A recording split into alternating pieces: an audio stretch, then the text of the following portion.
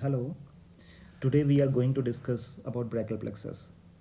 As everyone knows, brachial plexus is very important topic. Everyone should know it. Everyone doing medicine or surgery must know the brachial plexus. It is very commonly asked in the university examination all 4 years of the MBBS. In MS Ortho also. In the anatomy, it's meant to be asked. And people have problem memorizing brachial plexus. They just memorize one day and forget another day. I have seen people in the viva when I ask the questions, or when my colleagues were asked the questions on the brachial plexus, they get confused. And in the pressure situation like viva or examination, they are not able to answer the questions. And also in the clinics, when patient comes, if you don't have knowledge of brachial plexus, you are going to miss many patients. Today we will learn brachial plexus, and the goal of today's lecture, or rather we can say discussion, is that in the end of lecture or discussion you'll be able to memorize the brachial plexus and you will remember it for a longer time. I'll teach you what the brachial plexus is, what are the root values, what are the nerves in the brachial plexus, what are the trunk, division and cords, and I'll also teach you the which nerve supplies which muscle. And in the end of the lecture, you'll be able to learn the implications or understand the implications of brachial plexus injuries. You'll be able to learn what is a Erb's palsy, what is Klumpke's paralysis, etc. So let's start. So brachial plexus, as you know, plexus is the net, and as it goes into the arm, it is called brachial plexus. There are similar structures in the neck, in the lumbar area and sacral area also, are called cervical plexus. Brachial plexus I have told you already. One is lumbar plexus and one is sacral plexus. So suppose it comes into the mind that if you know about brachial plexus, why don't you learn what is the cervical plexus also? Just outline only. Cervical plexus is from C1 to C4. This is called cervical plexus. Cervical plexus have root values of C1 to C4. Similar is, and now brachial plexus. Brachial plexus is C5 to T1. From L1 to L4, similar to cervical plexus. Same values is for lumbar plexus. And from L5 to S5, there is sacral plexus. So it's good to know these things. It will give you edge over the things and over colleagues, and also it's good to learn things extra. Now we come to brachial plexus. We'll focus on brachial plexus. As you see, this is scalene anterior muscle. This muscle is in the neck, and this is scalene medius muscle. In between these two muscles, there is slit-like opening, triangular slit-like opening, and from here comes the brachial plexus. Arrangement is from upward to downwards. These kind of arrangement is there, and these nerves come between the scalene anterior and scalene medius, enter outside, come outside of the neck and inferior to the clavicle. They travel inferior to the clavicle and superior to the first rib. Now imagine nerves coming from the neck between scalene anterior and scalene medius, going downwards towards clavicle, getting under the clavicle and above first rib and entering into the arm axilla. So this is the way they go. Here you can see there, this is scalene anterior, scalene medius, nerves are coming, these are the roots coming and joining here, forming trunks, now cords, and now they are entering into the arm from the axilla. As you will be able to see that here in this area arrangement is from upward to downwards. So here the trunk are named like upper trunk, middle trunk and lower trunk, whereas in this area the arrangement is horizontal, so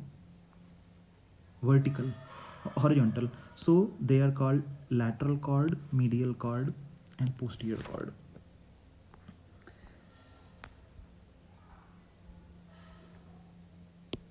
I'll erase these things today now.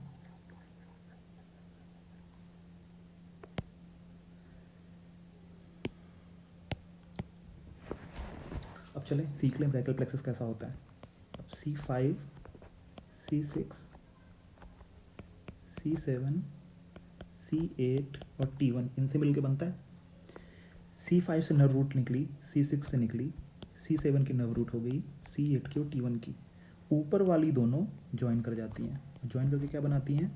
Upper trunk. नीचे वाली दोनों join कर लेती हैं. अब क्या बनाती हैं? Lower trunk.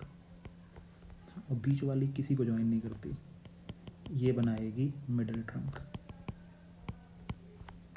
ठीक है. अब इन सारी ट्रंक्स से निकलेंगे डिवीजन्स. कौन कौन से? एक होगा एंटीरियर डिवीज़न और एक होगा पोस्टीरियर डिवीज़न. पोस्टीरियर डिवीज़न को मैंने डॉट डॉट करके दिखाया है. एंटीरियर डिवीज़न और पोस्टीरियर डिवीज़न. इससे भी निकलेगा एंटीरियर डिवीज़न और पोस्टीरियर डिवीज़न.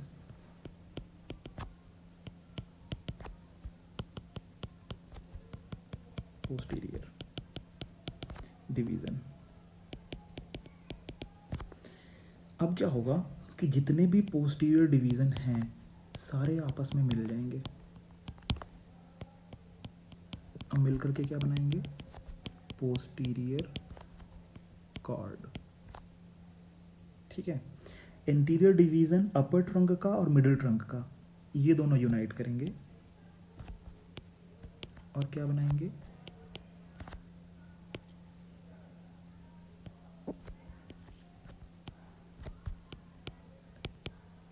Lateral cord. और लोअर ट्रंक से क्या बनेगा? Medial cord. ठीक है. ये आपको समझ में आ गया. अब इसके बाद हम चलते हैं. अब पोस्टीरियर कॉर्ड से कौन कौन सी नर्व निकलेगी. पोस्टीरियर कॉर्ड से निकलेगी, निमोनिक मैंने बनाया है स्टार. एस से है सब स्कैपुलर नर्व. टी से है थोरैकोडोर्सल नर्व.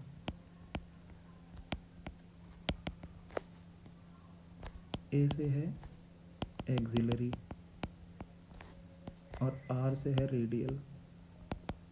अब ये है निमोनिक, तो ऐसे दुनिया में हज़ारों हैं, लाखों हैं. इनको याद कैसे किया जाए तो समझेंगे हम इनको. अब देखो क्या है. स्कैपुला किधर रहता है? स्कैपुला बॉडी में पीछे की तरफ रहता है. कहाँ से निकलेगा? पोस्टीरियर कॉर्ड से. थोरैकोडोर्सल, नाम क्या है? डॉर्सल. डॉर्सल कहाँ है बॉडी में? पोस्टीरियर है. पोस्टीरियर कॉर्ड से निकलेगा. एक्सिलरी, एक्सिला आप यूँ ही समझ लीजिए, एक्सिला का पोस्टीरियर का कुछ तो रखना पड़ेगा आपको. और रेडियल नर्व. अगर कोई इंसान खड़ा होता है एनाटॉमिकल पोजीशन में क्या होता है कि फोर आर्म का जो एक्सटेंसर कंपार्टमेंट है, मतलब जो पोस्टीरियर वाला कंपार्टमेंट है, पोस्टीरियर वाले कंपार्टमेंट में फोर आर्म का मतलब डॉर्सल एस्पेक्ट में अगर आप ध्यान देंगे तो सारे एक्सटेंसर ग्रुप ऑफ मसल्स हैं. Extensor group of muscles supply किससे होती हैं? रेडियल नर्व से.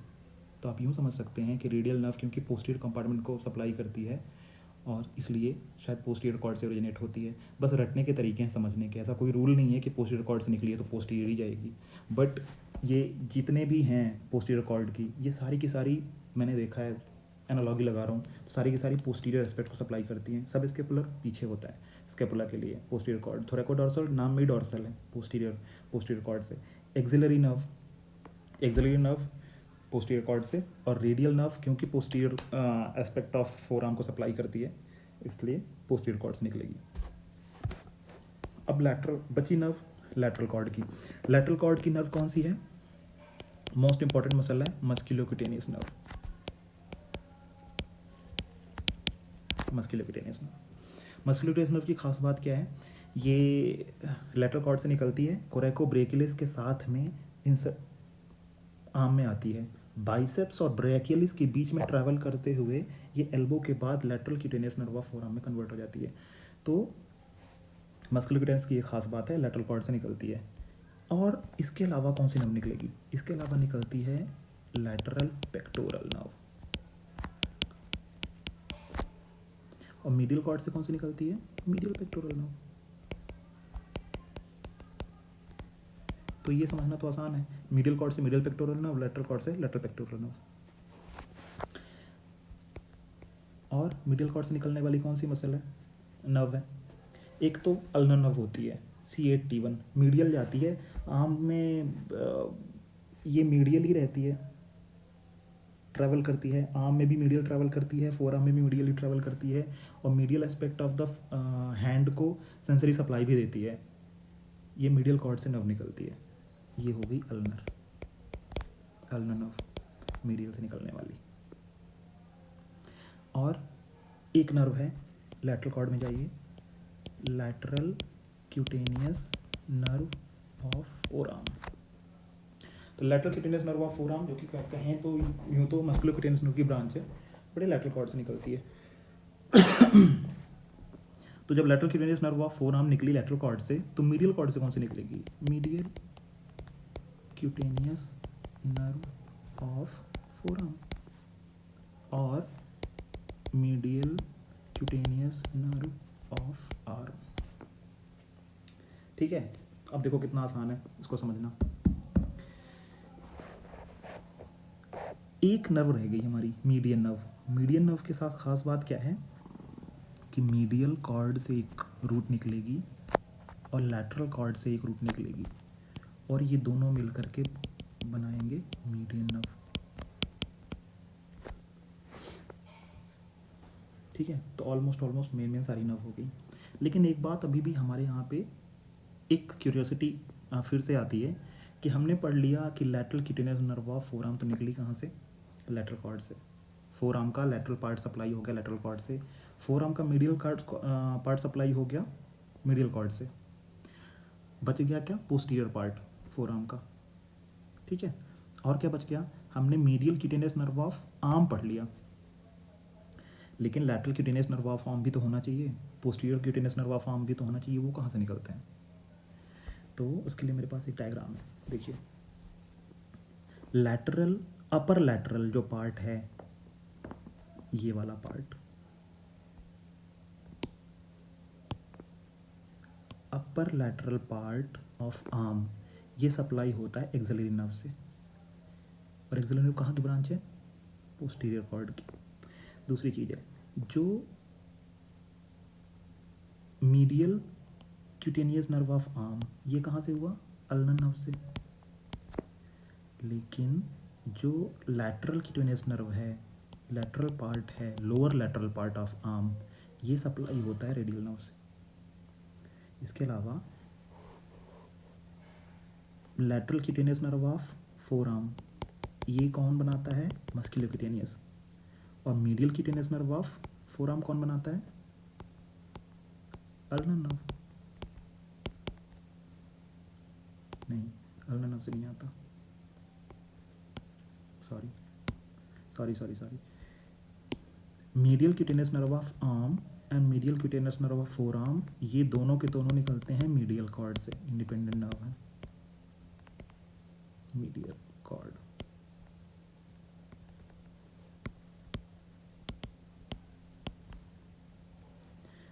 जो lateral cutaneous nerve of forearm है वो मस्कुलोक्यूटेनियस से हो गया, lower lateral cutaneous nerve of arm हो गया वो रेडियल नर्व से हो गया। Upper lateral cutaneous nerve of arm क्या हो गया, एक्सिलरी नर्व से हो गया। बचा posterior cutaneous nerve of forearm, वो किससे होता है, वो भी रेडियल नर्व से होता है। Posterior cutaneous nerve of four arm, ये भी रेडियल नर्व की ब्रांच है। तो रेडियल नर्व की ब्रांचेस हमने क्या क्या सीख ली अभी यहाँ पे,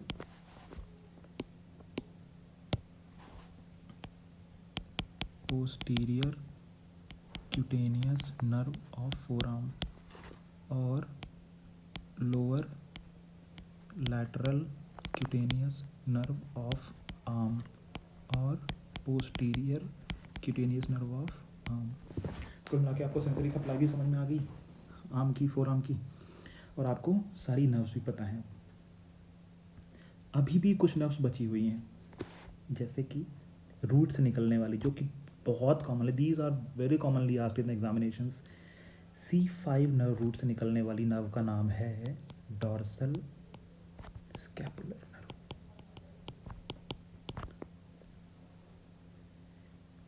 और C5, C6 और C7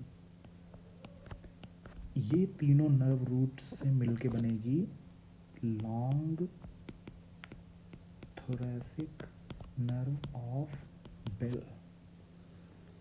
ठीक है, तो नर्व रूट से निकलने वाली दो नर्व्स कौन सी, C5 से निकलेगी डॉर्सल स्कैपुलर नर्व, और दूसरी C5, C6, C7 से मिल के बनाएगी long thoracic nerve of bell.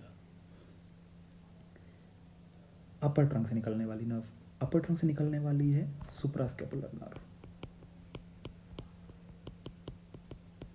Suprascapular nerve. तो जब एक सुप्रास्कैपुलर नाम आ गया तो एक सुप्रा ऊपर का है तो बैलेंस करने के लिए नीचे वाला होगा, तो सब क्लेवियस नर्व। ठीक है, तो सुप्रास्कैपुलर नर्व सप्लाई किसको करेगी, सुप्रास्पाइनेटस को और इंफ्रास्पाइनेटस को। काम क्या हुआ इसका, एबडक्शन ऑफ शोल्डर। सब क्लेवियस का काम किसको सप्लाई करेगी, ये सब क्लेवियस मसल को करती है, ये बिल्कुल क्लेविकल के इन्फीरियर पार्ट में होती है, सब क्लेवियस मसल को सप्लाई करती है। Dorsal scapular nerve, dorsal scapular nerve किसको सप्लाई करेगी, रोम्बॉइडस को, रोम्बॉइडस मेजर को और माइनर को। ठीक है, long thoracic nerve of Bell किसको सप्लाई करेगी, सबको पता है, सेरेटस एंटीरियर को, सेरेटस एंटीरियर को। पाल्सी हो जाएगी तो विंगिंग ऑफ स्कैपुला। ठीक है, तो आपको नर्व रूट से निकलने वाली नर्व्स पता है, dorsal scapular nerve rhomboids major और माइनर को सप्लाई करेगी। C5, C6, C7 से मिल करके तीनों की नर्व रूट से मिलकर बनाएगी long thoracic nerve of Bell, serratus anterior को सप्लाई करती है। पाल्सी हो जाएगी तो विंगिंग ऑफ स्कैपुला होगा। एक और ख़ास बात है, C3 और C4 और C5 इन तीनों की नर्व रूट से मिल के बनती है फ्रेनिक नर्व। ये बहुत इंपॉर्टेंट है, ये चीज़ें आप ध्यान रखना हमेशा। C3, C4 और C5 से मिलकर बनाएगी फ्रेनिक नर्व। अब हम इधर देख लेते हैं। तो कुल मिला के देखिए, एक अच्छी बात यह है कि नर्व रूट्स नीचे वाली कॉर्ड से, लोअर ट्रंक C8T1 से, C8T1 की नर्व रूट्स कभी भी कोई भी इंडिपेंडेंट नर्व नहीं निकालती है, इवन C7 नहीं निकालती। C7, C5, C6 के साथ मिलके ही नर्व निकालती है, नर्व रूट से सेरेटस एंटीरियर बनता है, सेरेटस एंटीरियर को सप्लाई करने वाली long thoracic nerve of Bell बनती है। ठीक है, अब हम इनको देख लेते हैं। लैटरल कॉर्ड की मस्कुलोक्यूटेनियस नर्व हमने पहले ही बताया था कहाँ से निकलती है, लैटरल कॉर्ड से निकलती है, फिर क्या करती है, कोरेकोब्रैकियलिस के साथ में जाती है। ठीक है, फिर क्या करती है, ब्रैकियलिस और बाइसेप्स इन दोनों के बीच में ट्रैवल करती है। तो किसको सप्लाई करेगी, कोरेकोब्रैकियलिस के साथ जा रही तो कोरेकोब्रैकियलिस को सप्लाई करेगी, ब्रैकियलिस और बाइसेप्स के बीच में से ट्रैवल कर रही तो इन दोनों को भी सप्लाई करती है। तो इसका काम क्या हुआ मस्कुलोक्यूटेनियस नर्व का, एल्बो का फ्लेक्शन, और दूसरा ब्रैकियलिस का मेजर काम क्या है, एल्बो का फ्लेक्शन। ठीक है, बाइसेप्स का मेजर काम क्या है, in the flexed elbow it causes supination of the four arm. तो ये फोर आर्म का सुपिनेटर भी है बाइसेप्स। ठीक है, तो मस्कुलोक्यूटेनियस नर्व के एक्शन क्या हो गए, एल्बो का फ्लेक्शन और in the flexed elbow four arm का सुपिनेशन। लैटरल पेक्टोरल नर्व किसको सप्लाई करती है, लैटरल पेक्टोरल नर्व सप्लाई करेगी पेक्टोरलिस मेजर को, पेक्टोरलिस मेजर को। बची मिडिल पेक्टोरल नर्व, अब क्या करती है मिडिल पेक्टोरल नर्व किसको सप्लाई करेगी, ये महानुभाव भी, अरे यार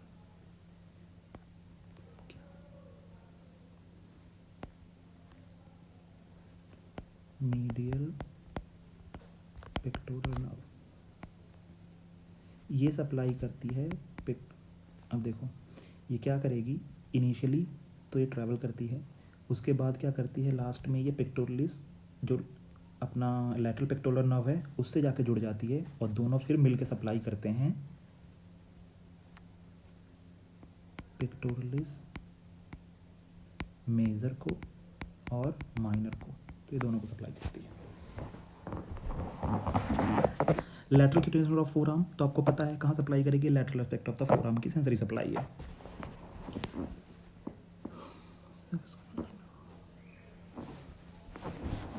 अल्नर नर्व, अल्नर नर्व के बारे में आपको सब कुछ पता है, अल्नर नर्व के बारे में अगर आपको पता नहीं है तो मैं एक नया वीडियो बनाऊंगा उसके लिए।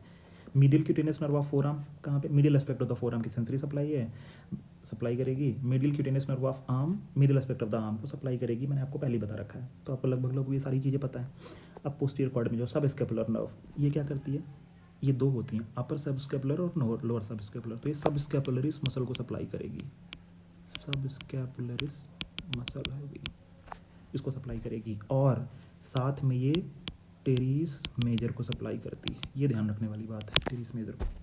थोरैकोडोर्सल नर्व किसके लिए होती है, लैटिसिमस डॉर्साई के लिए, लैटिसिमस डॉर्साई सप्लाई करेगी। एक्सिलरी नर्व किसको सप्लाई करती है, याद रखना भूलना मत कभी भी, डेल्टॉइड को सप्लाई करेगी और टेरिस माइनर को, टेरिस माइनर को, टेरिस माइनर रोटेटर कफ का पार्ट है।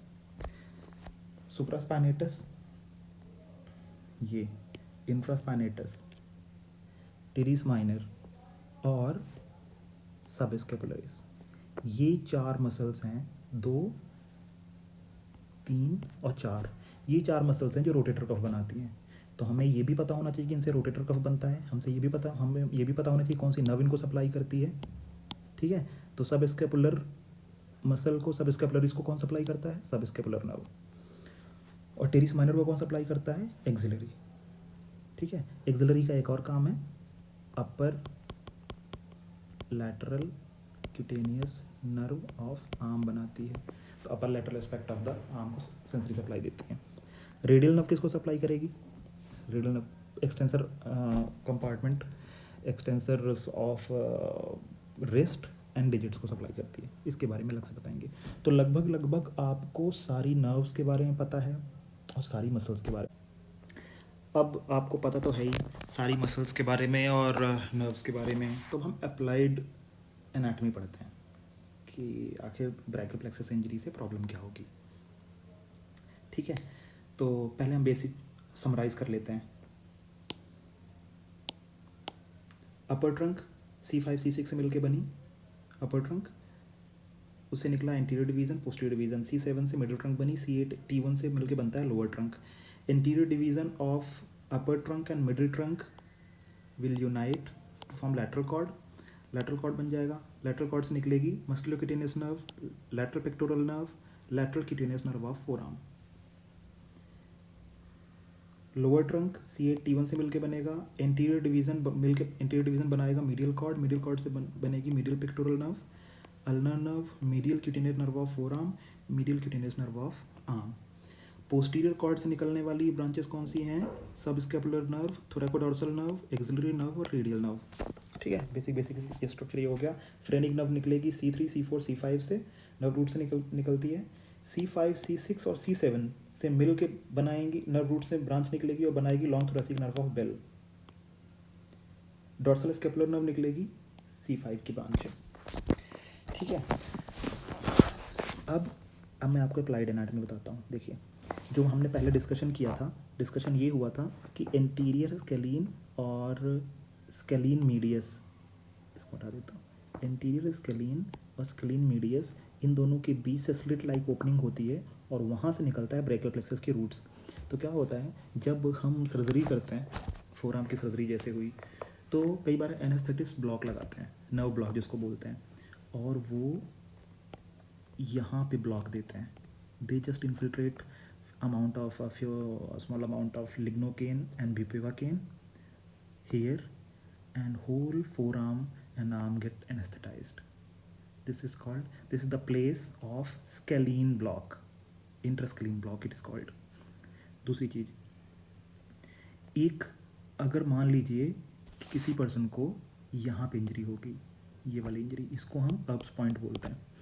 क्या होता है कि जैसे ये हमारी आर्म है और हम इसको सीधा ऐसा ट्रैक्शन दें नीचे की तरफ, तो क्या होगा, जो स्ट्रक्चर ऊपर की ओर हैं उनमें ज़्यादा टेंशन आएगा और नीचे वाले स्ट्रक्चर्स पे कम टेंशन आएगा। तो क्या होगा, सबसे पहले ब्रेक कौन करेगा, ऊपर वाली चीज़ें ब्रेक करेंगी। तो क्या होता है जब किसी को longitudinal along the axis of arm जब ट्रैक्शन देते हैं, जैसे कि ब्रीच डिलीवरी में होता है, तो जब ट्रैक्शन देंगे तो सबसे पहले क्या होगा, ऊपर वाले स्ट्रक्चर टूटेंगे, ऊपर वाले स्ट्रक्चर टूटेंगे। तो C5 C6 की इंजरी होती है, इस रूट की इंजरी होती है। तो अब सपोज उसको क्या बोलते हैं हम, अब्स पाल्सी बोलते हैं, ठीक है।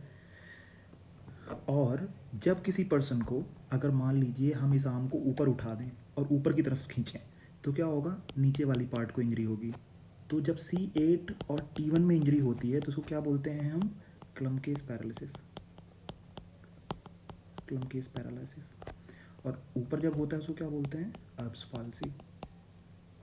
तो देखिए अब्स पाल्सी में प्रॉब्लम क्या आएगी। सबसे पहली बात, सुप्रास्कैपुलर नर्व चली गई तो सुप्रास्पाइनेटस काम नहीं करेगी, इंफ्रास्पाइनेटस काम नहीं करेगी। इनका काम क्या होता है, एबडक्शन ऑफ आर्म। एबडक्शन नहीं होगा मतलब आर्म एडक्टेड रहेगी, तो arm will lie along side of the trunk, और पर्सन कभी भी अपने हाथ को, आर्म को ऊपर नहीं उठा पाएगा। इसका मतलब है आर्म ट्रंक के साइड में रहेगी हमेशा। दूसरी चीज़ क्या होगा, सेरेटस इंटीरियर जा भी सकती है, नहीं भी जा सकती है, क्योंकि ये रूट से निकलती है, तो हम इसके बारे में भी बात नहीं करेंगे। दूसरी चीज़ है सब क्लेविस नर्व, ये भी चली जाएगी, लेकिन हम इसको टेस्ट नहीं कर सकते और बाहर से इतना क्लिनिकल फीचर इसके दिखते नहीं हैं, तो हम ये भी नहीं पता चल पाएगा। तो सुप्रास्कैपुलर नर्व चली जाएगी, उसकी वजह से आर्म एडक्टेड रहेगी, और साथ में क्या होगा, मस्कुलोक्यूटेट नर्व भी चली जाएगी। तो कोराकोब्रैकियलिस, ब्रैकियलिस और बाइसेप्स, इनकी पैरालिसिस हो जाएगी। तो क्या होगा, ब्रैकियलिस और बाइसेप्स दोनों का काम क्या है, फ्लेक्सर्स ऑफ एल्बो। तो एल्बो फ्लेक्स नहीं होगा, मतलब एल्बो एक्सटेंडेड पोजीशन में रहेगा। और बाइसेप्स का क्या काम है, सुपिनेशन का काम है, तो सुपिनेशन भी चला गया। दूसरी चीज़ है रेडियल नर्व, ये भी C5 C6 नर्व रूट से आती है। रेडियल नर्व चली जाएगी, रेडियल नर्व चली जाएगी तो रेडियल नर्व किसको सप्लाई करती है, ब्रैकोरेडियलिस को और सुपिनेटर्स को। तो सुपिनेटर्स चले जाएंगे, पाल्सी हो जाएगी, तो आर्म प्रोनेटेड पोजीशन में रहेगी। तो इसमें फीचर क्या मिलेंगे, पेशेंट जब खड़ा होगा, खड़े होते समय आर्म उसकी साइड में रहेगी, फोर आर्म एल्बो एक्सटेंडेड रहेगी, फोर आर्म प्रोनेटेड रहेगी। तो ये बिल्कुल पिक्चर देता है पुलिसमैन टिप हैंड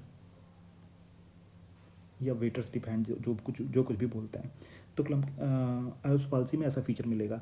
जबकि अगर मान लीजिए लोअर ट्रंक की इंजरी है, यहाँ की इंजरी है, तो क्या होगा, अच्छा पहले इसकी बात कर लेते हैं। और अगर मान लीजिए यही इंजरी बिल्कुल यहाँ से होती है, रूट के लेवल पे होती है, तब उसको विंगिंग ऑफ स्कैपुला भी मिलेगा, और रोम्बॉइडस मेजर और माइनर इनकी पाल्सी हो जाएगी, इससे भी विंगिंग ऑफ स्कैपुला ही होता है, तो पर्सन को विंगिंग ऑफ स्कैपुला भी साथ में मिलेगा।